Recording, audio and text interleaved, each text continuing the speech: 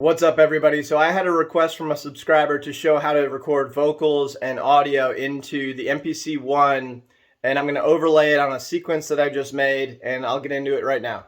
So I've been just messing around a little bit today. I bought a Donner B1 analog synth, and it was not that expensive, and I actually really like it. I was playing around with my Korg Volcas and my Korg Triton, but this is about doing audio and vocals on top of a sequence. So let's get into that part. And quickly, I'll just play you what I made earlier. For whatever reason, I made it 7 bars, and I'm just putting something down just to try to figure out how to sample the Donner. And I made like a Basement Jaxx type beat.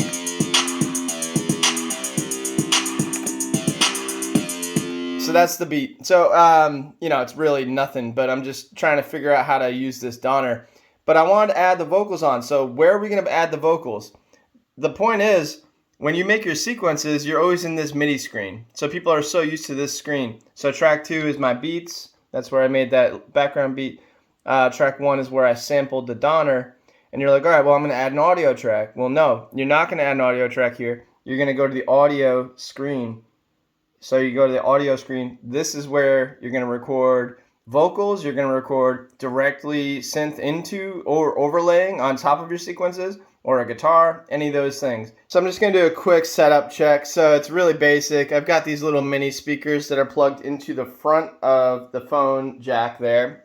So that's where the sound's coming out of the MPC One. On the back, I have the power, obviously the MPC One. I've got the USB to my Focusrite, which I'll talk about in a second. I've got MIDI that's not connected to what we're doing right now.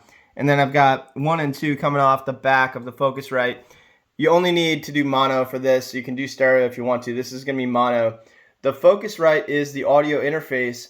You don't have to have an audio interface. You can get a USB mic, but the audio interface is nice because it's got more ability to help you make better sound. So the Focusrite, what is it, a 2i4 I think I have, Scarlett. It's not that expensive, does a great job. So I had this old mic sitting around, so I'm just going to use this Sterling Audio condenser mic. If you do have a condenser mic, you need to make sure you've got your 48 volts, your phantom power on. There's the XLR cord going into the front of the Focusrite. And then out of the back, to power the Focusrite, you need a USB power. And then I've got input 1 coming out of the back here. And I've got 1 and 2 going in the back of this, but it's really just going to be mono, so I'm going to use 1. So pretty basic. Make sure your recording volume is up. If your recording volume is turned down for some reason, you won't get any sound. You're going to try everything on earth, and you're not going to be able to know that that was the simple trick to just getting your recording to come in. So let's get into how you actually do the track itself. As you can see, I'm already getting levels, but that doesn't mean we're all the way there yet. If you hit the little I in the top left, you can see your input settings. If this was set to the wrong input, because right now this is saying input on the back of the MPC, and that's input 1 up top. I want to go do a mono track. If I do input 1 and 2, or 3 and 4, but 1 and 2, it's not going to come in the way that I really want it to. You can level your sound and make sure that you've got enough volume on your input. If this is set to off, and it will be off when you first have it on, when you first get into the screen, if that's set to off, you're going to have no sound coming in. So make sure that that is set to on. And now you're going to get levels in there.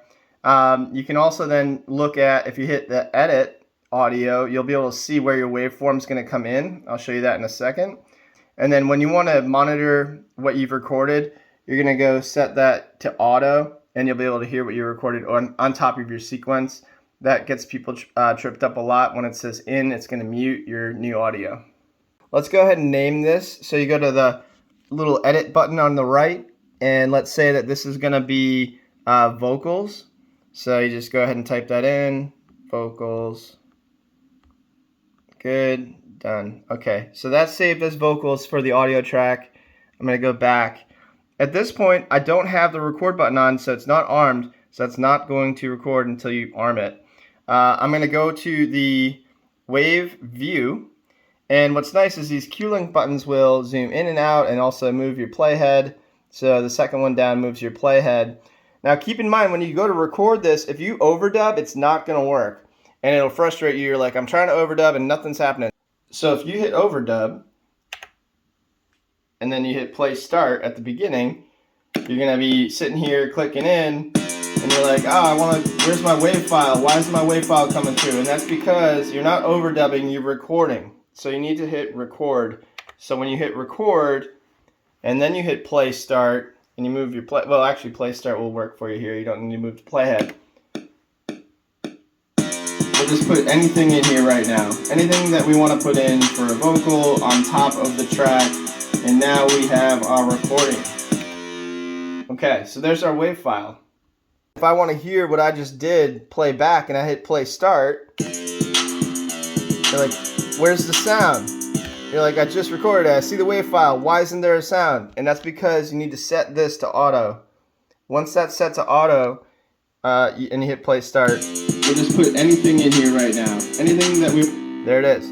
Alright, so these little things with MPC-1 will get you really annoyed and hung up. So don't sweat it, just learn these little steps. Now the other thing that's nice about this is you can add in inserts and compressors and things like that. So if you hit that little inserts button, there's your effects, and you can add in all these different channel strips, compressors and reverb and all sorts of stuff. I'm not going to do that for this tutorial, but you can add all those effects in, which is nice. Now let's say we want to do an instrument with the mic, or we want to use an instrument like the Donner. So let's go ahead and add a new track, the little plus button right there. I'm not going to name it and waste the time there. But so now we've got audio track 2. Right now it's set to off. We need to set it to on. What we also need to do is go back to track 1, vocals, and turn that off. Alright, so now we're going to be able to record the synth. The only thing I'm going to have to do is take that output from the Focusrite and plug it in the back of the Donner, and I'm going to be able to record directly into the MPC-1 with that. Let's now, again, hit record, and then play start, and we'll just play something. I'll show the WAV file there, and we'll play something on the synth on top of the other stuff. We'll just put anything in here right now. Anything that we want to put in for a vocal on top of the track, and now we have our recording. Alright, so there's something there. So let's say we want to hear how that sounds, and we hit play start. We'll just put anything in here right now. Oh, that's right, it's not there because we didn't hit auto. On top of the track. There it is, hit auto. Now we have our recording. There you go. Now if you want to go back and take a look, go to your home screen, move back to MIDI, and you'll see it's all, still all there. And these audio tracks are now on top of these sequences. Now if you have a 2-bar sequence and it's not set up to flow through the song for, infinite amount of bars, it's only going to let you record an audio track for the amount of bars that you have.